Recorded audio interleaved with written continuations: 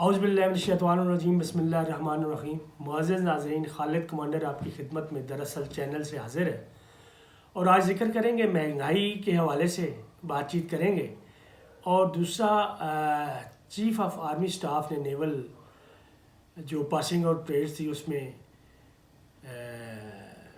ایک بات چیت اس طرح کی ہے کہ قومی اتفاق رائے ہونا چاہیے اور اس کے ساتھ ہی آگے چلیں۔ ان دو چیزوں کا ذکر کروں گا، اور اس سے پہلے ذکر کروں گا کہ کچھ اس طرح کی خبریں بھی آ رہی ہیں کہ معیشت کے حوالے سے اگر کوئی بات کی تشہیر کرے گا یوٹیوبز پہ یا سوشل میڈیا پہ یا کسی بھی طریقے سے، تو ان لوگوں کو گرفتار کیا جائے گا۔ پہلے جس طرح کا ایک پیکا قانون بنا ہوا تھا، اگر کوئی اس طرح کی کچھ شخصیات کے حوالے سے، کچھ اداروں کے حوالے سے بات چیت ہوتی تھی تو ان کو گرفتار بھی کیا جاتا تھا، ننگا بھی کیا جاتا تھا، جو کہ سلسلہ ابھی تک جاری ہے۔ تو اسی طریقے سے اس حکومت نے اپنی اس چور بازاری کو بچانے کے لیے یہ اس طرح کی قانون سازی کر رہے ہیں، قانون بنا دیا ہے یا کوئی ایکٹ اس طرح کا بنا دیا ہے، حکم صادر کر دیا ہے کہ اگر سوشل میڈیا پہ، یوٹیوبز پہ یا کسی بھی طریقے سے ان کی معیشت پہ جو ان کے راز فاش کرے گا، ان کے پردے اٹھائے گا، ان کو ننگا کرے گا، تو ان کے خلاف قانونی کارروائی کی جائے گی، ان کو گرفتار کیا جائے گا، اور اسی طرح کے حربے استعمال کریں گے، ڈرانے دھمکانے گے، جیسے یہ پہلے اداروں کے خلاف وہ پیکا قانون جو انہوں نے بنایا ہوا تھا، گھٹیا قسم کا قانون، وہ اسی طرح کا قانون ان لوگوں کو ڈرانے دھمکانے کے لیے، تاکہ ان کے جو پردے فحاش ہو رہے ہیں وہ نہ ہو سکیں۔ بہرحال اینی ہو، جو ہونا ہے وہ تو ہونا ہی ہے، کر لیں، کیا کرنا ہے انہوں نے، اس طرح کی حرکتیں تو انہوں نے کرنی ہے، ان سے اور کسی بہتری کی توقع ہم نہیں کر سکتے کسی صورت میں بھی۔ تو اگر آپ پچھلے سال کے شروع میں چلے جائیں تو لانگ مارچز کا تیاری تھی، کراچی سے بھی، لاہور سے بھی، اور اگلے آنے والے پرائم منسٹر کے جو امیدوار تھے دو بڑی پارٹیوں کے، وہ اس کو لیڈ کر رہے تھے، اور مولانا صاحب کے پی کے سے کر رہے تھے، جنہوں نے اپنے پورے خاندان کو سنبھالا ہوا ہے۔ تو اس وقت بھی رونا یہی تھا مہنگائی کا، عوام کو بھی اس وقت تکلیف تھی مہنگائی، وہ لانگ مارچز ہوئے، مہنگائی کا رونا رویا گیا۔ اس کے بعد کس طریقے سے اس حکومت کو بدلا گیا، ایک اچھی حکومت جو چل رہی تھی بڑی مشکل سے ایک پٹڑی پہ چڑھی تھی۔ میں فگرز کی بات کروں گا، فگرز اس کے اچھے تھے، وہی فگرز جو اس حکومت نے آ کے فائنل کیے، یعنی مہینہ ڈیڑھ مہینہ پہلے یہ حکومت آ گئی تھی اور فگر کو تبدیل نہیں کر سکی، تو وہ فگرز تو بہت اچھے تھے۔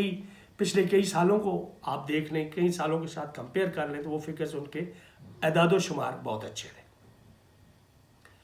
مہنگائی ضرور بڑھی تھی، 11-12% تک گئی ہوئی تھی مہنگائی۔ عوام، ظاہری بات ہے، جو غریب عوام ہے ان کا گزارا بہت مشکل ہے۔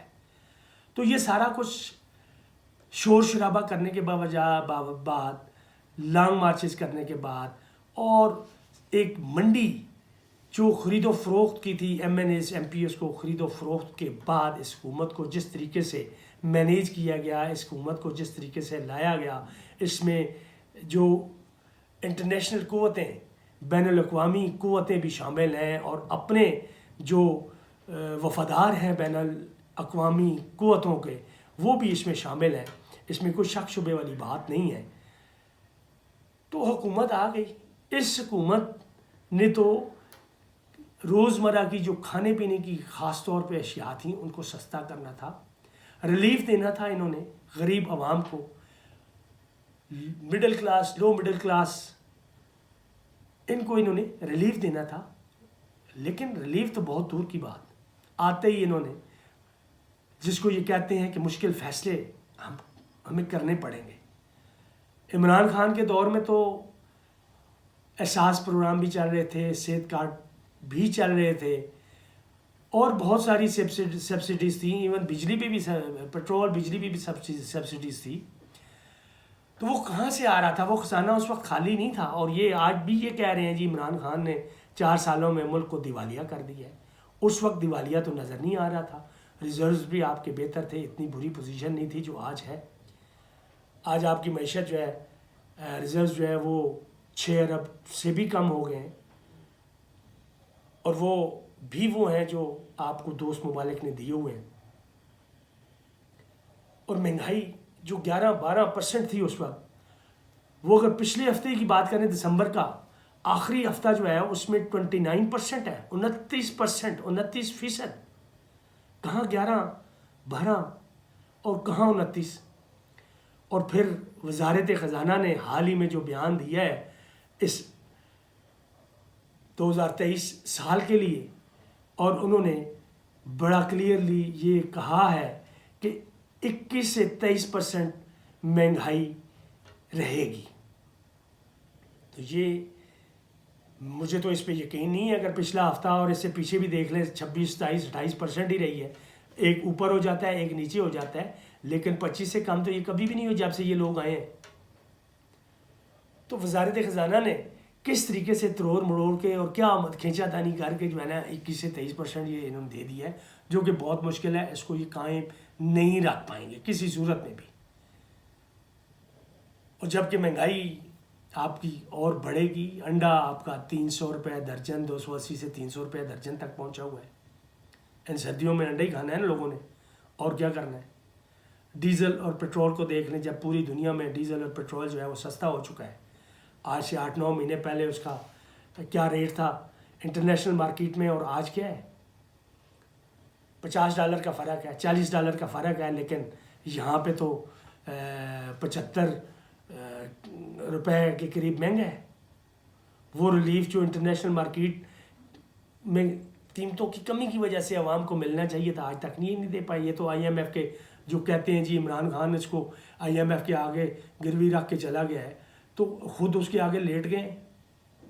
اسحاق ڈار صاحب جو کہتے تھے جی میرے بڑے اچھے تعلقات ہیں، IMF کو ہم قابو کر لیں گے، ہمیں پتہ ہے کہ اس کو کیسے ڈیل کرنا ہے۔ IMF تو ان کو قابو نہیں آ رہا، پتہ نہیں کب ان کی قسط آنی ہے اور کب عوام کو ریلیف ملے گا۔ اس وقت کے جو حالات ہیں وہ تو ہم سوچ بھی نہیں سکتے کہ کس طرح IMF تو بالکل ان کو گھاس ہی نہیں ڈال رہا کسی قسم کی، اور یہ کہتے ہیں جی ہمارا بڑا تجربہ ہے اس کو ڈیل کرنے کا۔ تو مہنگائی کو کیسے کم کریں گے جب آپ کے سویابین کے جو شپس ہیں اور اس طرح کی جو چیزیں ہیں وہ آپ کے پورٹ پہ کھڑے ہیں، اس کو آپ کو کلیئر کرنے کے لیے پیسے نہیں ہیں۔ آلو پیاز آپ کے پورٹ پہ پڑے ہوئے ہیں، ادرک پڑی ہوئی ہے، کیا کیا چیزیں پڑی ہوئی ہیں، انبار لگے ہوئے ہیں، تو ان کو کلیئر کرنے کے لیے آپ کے پاس ڈالرز نہیں ہیں، تو کیسے چلے گا یہ نظام؟ اب یہ اس طرح کی جو انڈسٹریز ہے، جو آپ کے مرغیوں کی جو انڈسٹری ہے، فارمز ہے، فارمنگ ہے، اس کو فیڈ کہاں سے آئے گی؟ اس کی فیڈ والے کارخانے بند ہو رہے ہیں، ان کے پاس را مٹیریل نہیں ہے، ان کے پاس وہ فیڈ بنانے کی وہ چیزیں نہیں ہیں، وہ آپ کے پورٹ پہ پڑی ہوئی ہیں، اس کے پاس آپ کے پاس پیسے نہیں ہیں کہ آپ ان کو کلیئر کروا سکیں، اور فیڈ کے یہ کارخانے جو ابھی بند ہو رہے ہیں، جو پرانا ان کے پاس اسٹاک تھا وہ ختم ہو رہا ہے، اور کئیوں کے پاس ختم ہو چکا ہے، بند ہو چکے ہیں۔ تو جب آپ کی یہ فیڈ خوراک ہی نہیں آئے گی تو مرغی، آپ برائلر مرغی کہاں سے پیدا کریں گے؟ انڈے دینے والی مرغیاں کیا کریں گی؟ انڈے تو مہنگے ہونے ہیں، اور گوشت آج بھی جو ہے وہ 500 سے اوپر ہے، مرغی کا گوشت جو 200-250 ہوتا تھا، 300 ہوتا تھا، 500 بھی پہنچا ہوا ہے۔ تو یہ چیزیں آنے والے وقت میں تو اور مہنگی ہونے جا رہی ہیں، تو مہنگائی کیسے کم ہوگی؟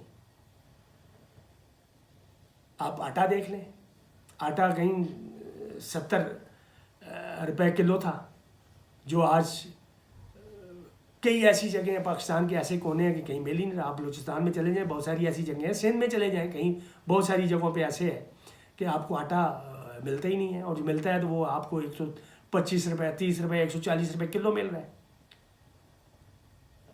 اور اسی ہفتے میں جو مہنگائی ہوئی ہے، آٹے کی قیمتیں بڑھائی گئی ہیں، چینی کی قیمت بڑھائی گئی ہے، آئل کی قیمت بڑھائی گئی ہے، تو یہ قیمتیں اب جب مطلب ایک مارکیٹ میں یہ جب چیزیں اسی طرح رائز کریں گی تو یہ مہنگائی کدھر جائے گی؟ کس سائڈ پہ جائے گی؟ اس نے تو بڑھنا ہے۔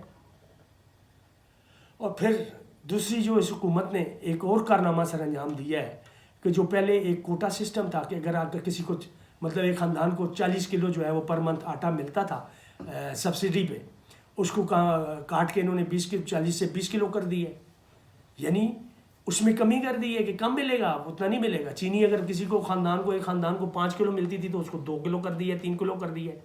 اسی طرح باقی چیزیں جو سبسڈائز تھیں ان کی جو مقدار ہے اس کو کم کر دی ہے ایک خاندان کے لیے. تو یہ لوگ جئیں گے یا مریں گے، کدھر جائیں گے؟ اور پھر آنے والے وقت میں سندھ کی گندم پہلے آ جاتی تھی، وہ گندم تو اب نہیں آ پائے گی کیونکہ سندھ کا بیشتر علاقہ جو ہے اس میں گندم کی کاشت ہی نہیں ہو سکی، پانی کھڑا ہے سیلاب کی وجہ سے. تو جو پیداوار ہے گندم کی وہ تو بہت کم ہونی ہے، اور گندم آنے سے پہلے ہی اتنی شارٹ ہو جائے گی کہ ناپید ہو جائے گا یہ معاملہ. امپورٹ آپ کی ہونی ہے نہیں ہونی ہے، ریزرو نہیں ہے، کس طریقے سے گزارا کریں گے، تو مہنگائی کس طریقے سے کم ہوگی، تو بہت مشکل لگتا ہے.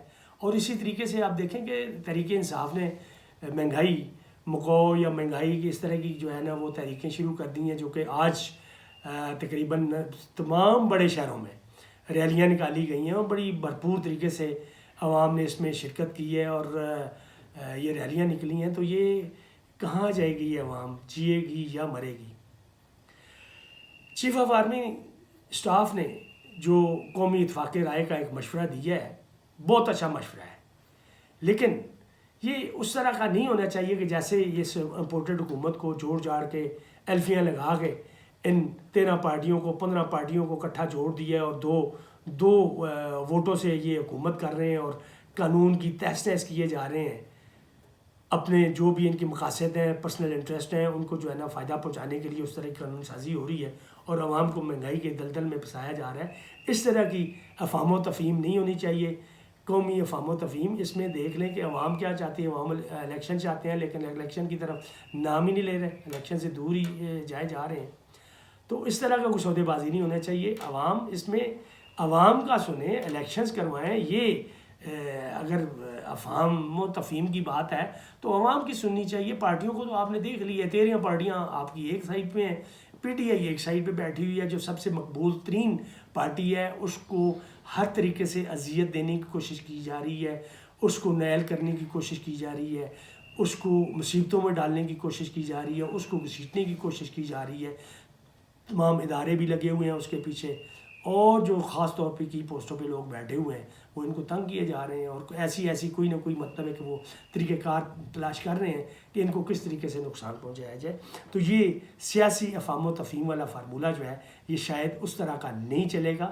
اب اس میں ایک ہی کلیئر ہے کہ عوام کی سنی جائے اور جنرل الیکشنز کی طرف بڑھا جائے تاکہ جو معاشی، اقتصادی اور یہ سارے مسئلے مسائل ہیں اس ساروں کا حل جو ہے آپ کے الیکشنز ہیں. اور خاص اوقع ہو کے الیکشنز کروا لیں اور ایک نیا مینڈیٹ آ جائے اور اس مینڈیٹ کا احترام کرے گا، ہر کوئی احترام کرے گا.